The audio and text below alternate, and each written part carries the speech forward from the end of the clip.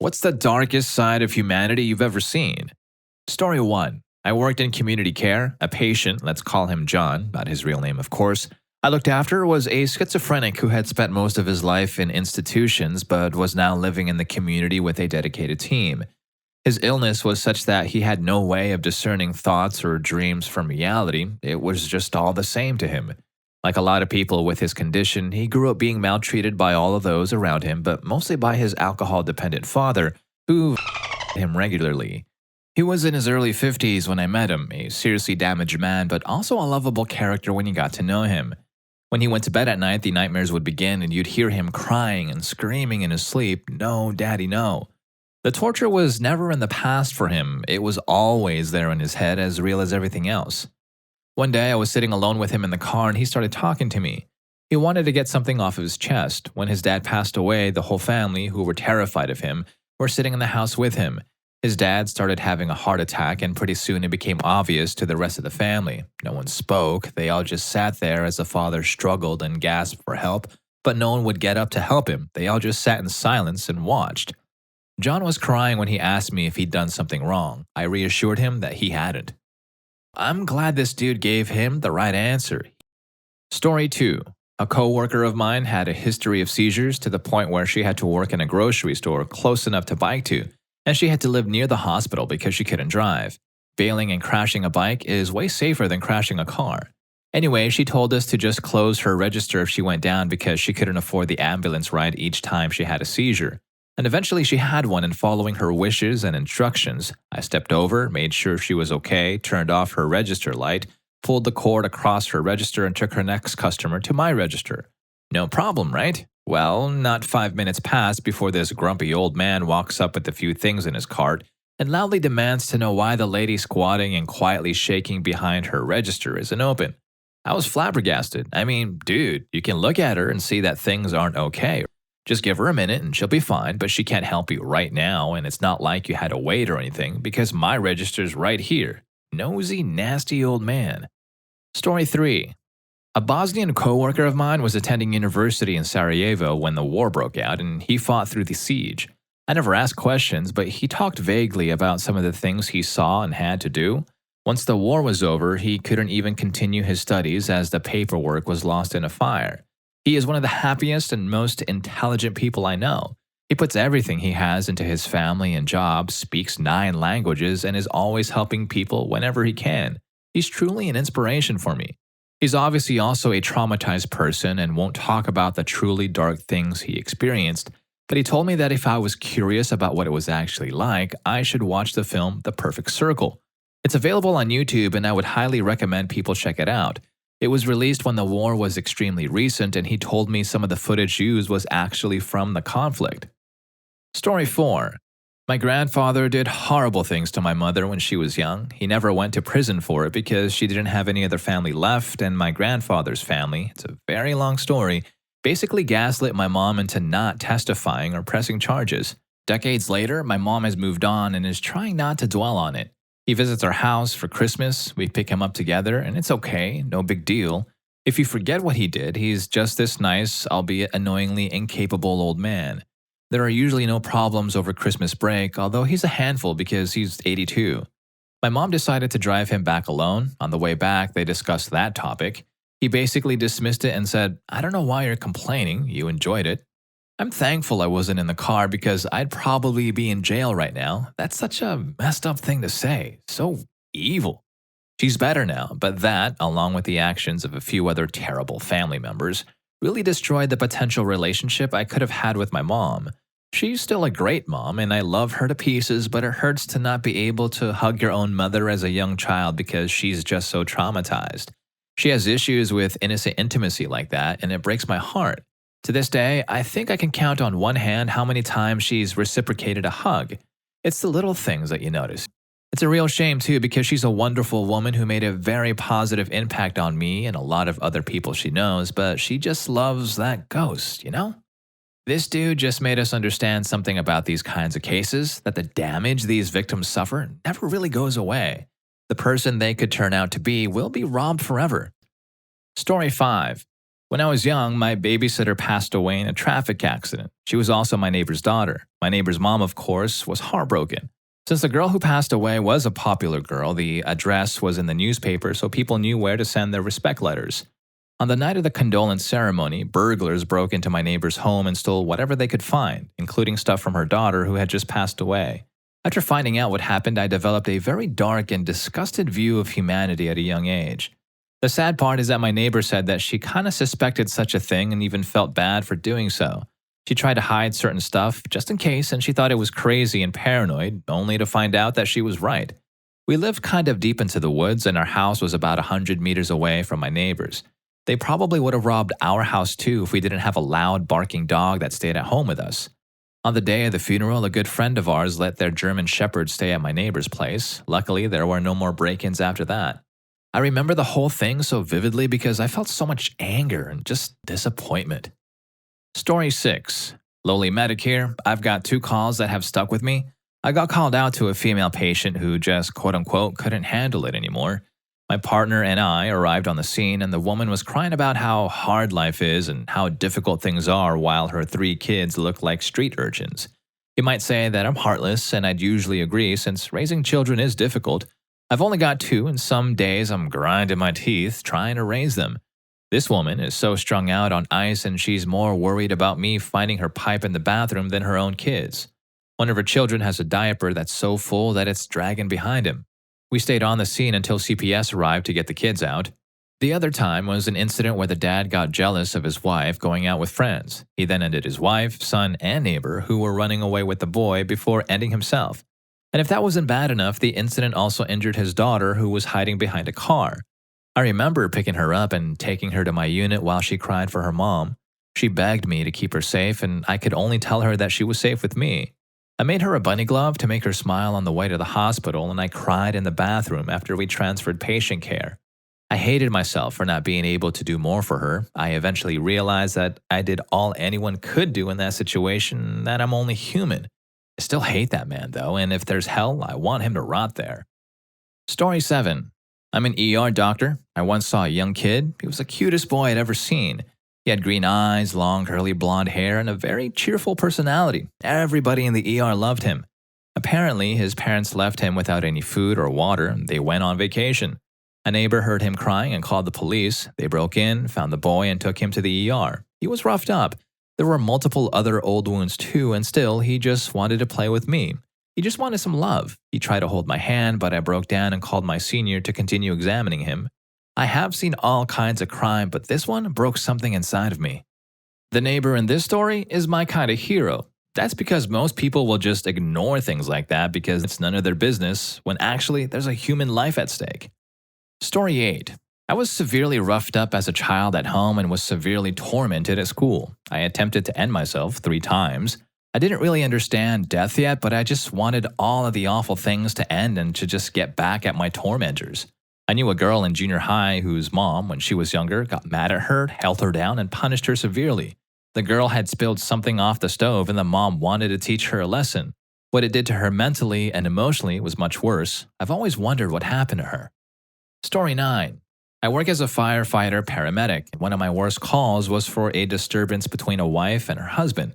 He was roughing her up while he was hammered, and they were both so belligerent that we couldn't figure out what was wrong until the wife started to finally make words instead of screaming. She said, "You hurt my baby." We didn't know there was a child in the house. Heck, we hadn't even been inside the house. We ran inside and found the child in the crib. We tried CPR, but it was of no use. What was the origin of the altercation? She refused to give the drunk man a... Story 10. I lived in a motel for a couple of years with my family when I was young. There were quite a few other families also living there. Lots of crazy stuff happened, but the relevant story is when this family moved there, a mother, a father, and their daughter. All of us boys had crushes on the girl. We'd hang out by the pool when she went swimming. Then I overheard some parents talking about how they noticed the girl going into rooms with adult men, and after questioning her parents claimed that these men paid them to spend time with the girl, but that was just that. The adults telling the story, of course, thought the girls' parents were lying and that dudes weren't paying just to sit in a room with the girl. I don't think anyone ever called the cops, and shortly after, the girl and her family moved away. When I think back and try to explain why nobody called the cops, the only thing I can think of is that a lot of them had their own shady stuff going on and were wary of police interaction. So they were afraid of opening a can of worms, not defending it, just explaining it. Man, that is messed up. I wish that somehow that girl turned out to be all right. Oof, I know, these stories are something else, but I also know that's just how the world is. There will always be bad things, but there are also some good things. And just like my videos, I do have a ton of videos about anything and everything, so I would super appreciate it if you go ahead and click on that red subscribe button to keep on watching. It really does help me out. Meanwhile, let's go ahead and get back to these crazy stories. Story 11. I was visiting family in Cambodia. We had a ceremony in my wife's village, and during it, I was told an old friend couldn't make it because he didn't feel well. We decided to pack up some food to bring it to him. I'd gotten used to the style of houses there, so it was a surprise to find a single house in Western style. White picket fence, kids' toys on the lawn, garden, sticks out like a sore thumb. We were actually going across the street to the ditch. Bamboo and mosquito nets were haphazardly thrown around. Dirty dishes everywhere, a chicken in a much too small cage, etc. In the middle of the room was a very thin, old man. I couldn't believe a human still moved and talked in that kind of state. He almost looked like a movie puppet. He spoke about his pending end and what his body would allow that day. Out popped an elderly woman who chimes in saying she will not be far behind him. She shows off what looks like a pregnant belly. It's from hepatitis. I was obviously taken aback by people willing to give their lives away in a ditch. I asked if they had any family. My wife said yes and pointed to the Western-style house. The owner was watering his lawn at that point. He smiled and waved to us. We waved back. It took the old man 3 weeks from that point to meet his end in the ditch, across from his son watching TV on his couch. Story 12. This happened at my last job as the retail manager of a cosmetic store. One of my team members had an epileptic seizure and fell pretty badly. We had to call an ambulance.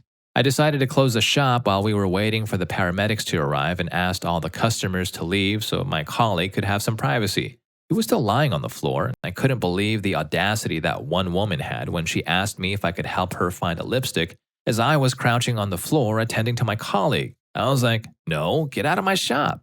After the paramedics arrived, they stayed in the shop with my colleague for a while to make sure he was stable. I lost track of the number of people who knocked on the door and tried to argue with me about not letting them in to buy something. The shop was all glass walls and doors, so they could obviously see there was a good reason the door was locked. Whenever someone knocked on the door, I would open it and explain the situation. Most people just rolled their eyes or huffed, but one woman screamed at me, "But I came into town especially to buy my powder." I was so shocked at how everyone's reaction had been. I left the job not too long after that. I lost a lot of my faith in humanity that day. Story 13.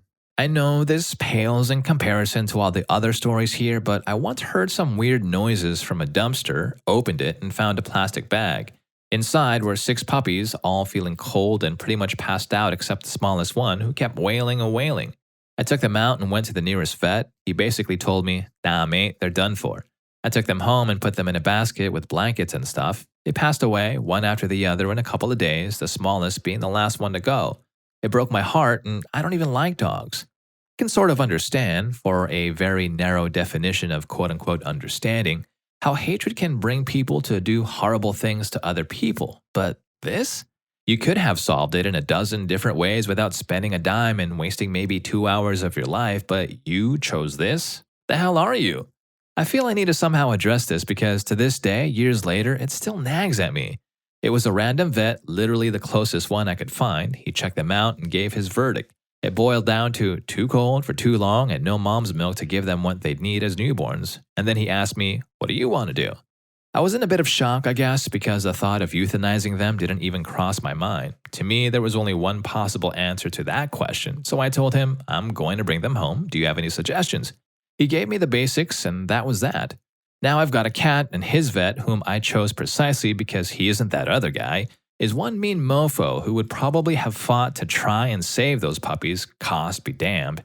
In hindsight, I could maybe have done things differently, and like I said, it still nags at me. I hope this dude realizes that he did what he could, and I guess sometimes that's all you can do. Story 14. I used to work in the nightlife scene. I saw a fair number of fights and other messed up stuff, but the worst for me wasn't even graphic exactly, it was just traumatizing. I had a 15-minute conversation at 6 a.m. with a victim who was violated, trying to get her phone and purse back from the bar she remembered being at the night before. All she could remember was getting a drink and blacking out. She woke up in some guy's bed and ended up going to the ER and getting something done, then having to go to the bar to try and find her stuff. Story 15. So this one time I found a sponge ball with a smiley face on it lying around in the ground. We have these here as stress balls. This ground is a place where there have been fights between animal feeders and residents. So without much thought, I picked up the ball and squished it because, well, it's spongy, you know? And guess what? I felt stinging pain because there were a bunch of nails inside. I figured because of the altercations I've seen here before, someone put nails in the ball and threw it so some dog bites on it and gets hurt. I can't even say if some dogs did get hurt. This may not be a big deal considering the things we see every day, but for someone to take their anger out on an animal like that because they don't agree with people feeding them there, this act must come from the darkest side of their humanity. Story 16. My stepdad was a bad person, but he was also bad at it. He even tried to create his own quote-unquote gang, but everyone that he tried to recruit was a lot more dangerous than he was. Some of them agreed to be part of it, but you could always tell they had the same air as a big brother patting his younger sibling on the head and telling them they're doing a good job. As a kid watching all of this unfold, there were times I'd be embarrassed by him, not just because he was attempting to do horrible things, but because he did them in such a childish way. But there was a chain of events that seemed to flip all of it around. My grandfather ran a tattoo shop out of his home and usually accepted different chemicals as payment, so there were a lot of shady people hanging around. My stepdad always put on this machismo show when we'd go over there and pretend he ran the place. He was always loud, saying stupid things and running around, acting tough. But there was this one guy who came for a tattoo. He had bodyguards and the whole vibe of everyone changed immediately. Even my stepdad sat down and was silent the entire time. I was put in another room, but I could still feel how tense everyone was. It was strange. He wasn't even a scary-looking guy. He was tall, pretty skinny, and dressed normally, but he wore cowboy boots with those giant spurs. He even had the hat to match it. He hung around for a couple of hours, got a tattoo, and then left. But on the way out, he noticed that someone had stolen some rims out of the back of his truck and demanded that they figure it out or he would.